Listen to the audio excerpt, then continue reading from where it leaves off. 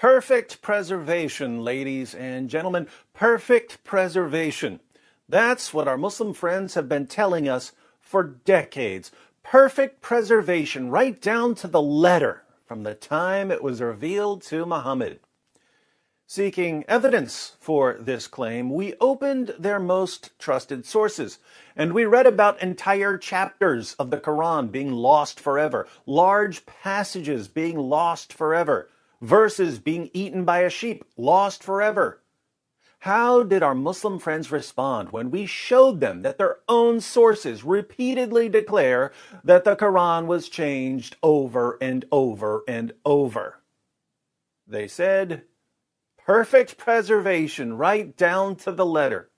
Hatun Tash and Jay Smith went to Speaker's Corner with 26 different Arabic Qurans. Not 26 different translations, 26 different Arabic Qurans.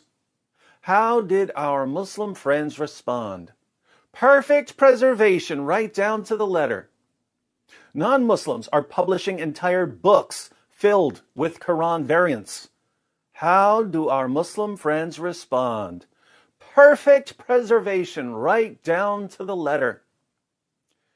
Fortunately, after decades of non-Muslims showing Muslims what's in their own sources and their own manuscripts, after decades of Muslim apologists lying about the history of the Quran, there are finally some Muslim scholars who are starting to admit that there are holes in the narrative.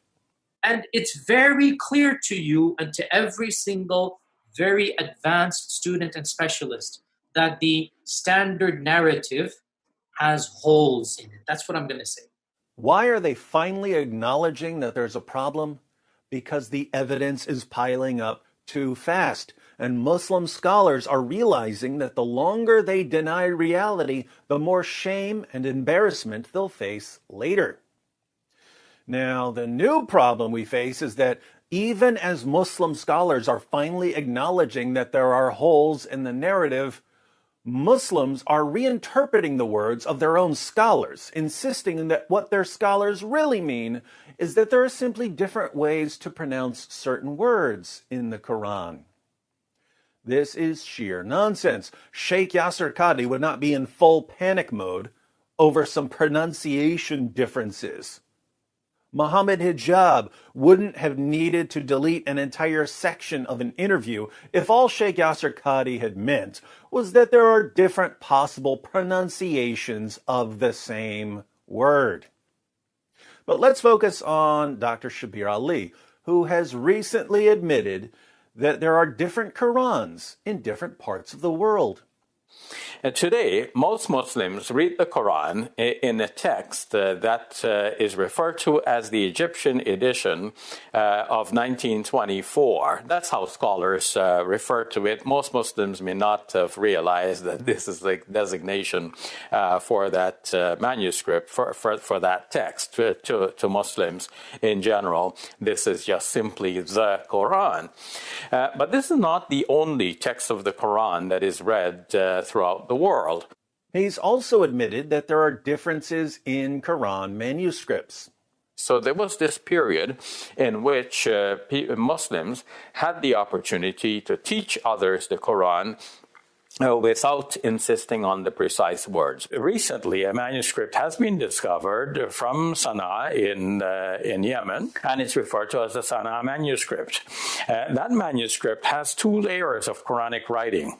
The lower layer has been scraped off, and the upper layer has the Quranic text written over. Now, the upper layer text quite closely corresponds to what Muslims are reading in the world today as the text of the Quran. The lower text that has been scraped off has some variation from what Muslims are reading in today's text. What's disturbing is that even when someone like Dr. Shabir Ally admits that there are different Arabic Qurans, and even when he admits that there are differences in the manuscripts, the Muslims in the comments section are still claiming that all Shabir really means is that there are different pronunciations of the same Arabic words. That's all he means. No, that's not what he means, my Muslim friends. feel free to contact him and ask him. Send a message to Dr. Shabir Ally and ask, Shabir, when you say that there are differences in the manuscripts, do you only mean that there are different pronunciations of the same Arabic words? Shabir is going to give you an education, because Shabir knows what non-Muslim scholars are finding when they go through manuscripts of the Quran. They're finding missing words, added words, changed words, words moved around, words written over, words erased. It's a giant mess. As an example, yesterday, Dr. Dan Brubaker, a textual critic of Quran manuscripts, posted a video where he shows a single page of a Quran manuscript. He shows that there are no less than 11 textual variants and corrections on that one page. And these aren't simply different pronunciations of the same Arabic word. Let me give you one example of what he means from the video. This is verse 6:110. This part of the verse reads, Fi tughyanihim yatmahun. We let them wander blindly on in their insolence. And I've circled there the word that roughly corresponds to the word that we're looking at, Fi tughyanihim, because in this manuscript, the word tughyanihim does not exist. Rather, its place is taken by the word hauzihim. So it is an alternate word. Fi hauzihim actually is used, as you can see, in another verse, not too far from here in the same surah, then leave them plunged in their foolish talk. So here at 6:110, with this alternate word, it has the reading of, we let them remain plunged in their blindness, or remain immersed perhaps in their blindness. Makes sense to my understanding of the Arabic. It does make sense. It's just an alternate reading, a different word from what we have today. Different Arabic words, different meanings, different translations.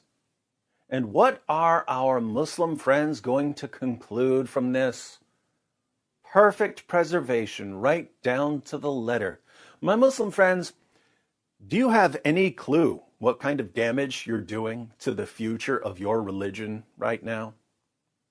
Once this lie has been exposed, possibly the biggest lie in history, the supposed perfect preservation of a book that was repeatedly changed and corrupted. Once this lie has been exposed, we are never going to believe anything you tell us about your religion ever again.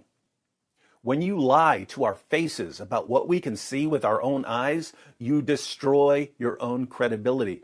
When your own sources say that entire chapters of the Quran were lost, and that large passages were lost, and that countless verses were lost, and you say, perfect preservation right down to the letter, it becomes impossible to believe you. When you say that there are no textual variants in the entire history of the Quran, while textual critics who go through the manuscripts say that they've found tens of thousands of textual variants, there's simply no way to take you seriously ever again. This is so fun to watch. I encourage everyone to click on Dr. Brubaker's new video so that he can take you through 11 variants and corrections on a single page of a manuscript of a book that's been supernaturally protected by the great God Allah. I think we can all agree that if a book has all the features of a book that's been changed and corrupted, even though it's been perfectly preserved, it must indeed be a miracle.